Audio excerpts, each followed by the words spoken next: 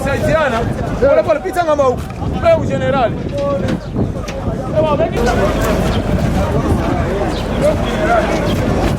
Wewe na general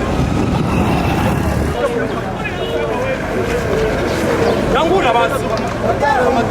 Ese ndio furaha.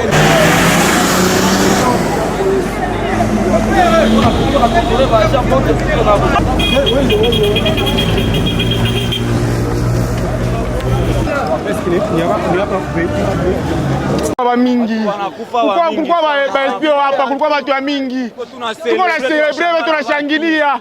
Watu wanakufa hapa, wanaingia hapa kutoka tu president kutoka kuenda. Na ndio tueni nini? Watu baba kumbe walikuwa mushie hapa, ndio wanaua watu.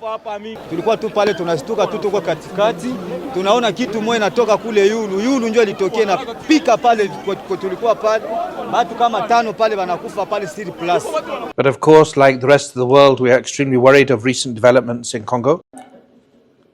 And this is a moment where we will see if international criminal law can withstand the demands that the people of the Democratic Republic of Congo insist upon.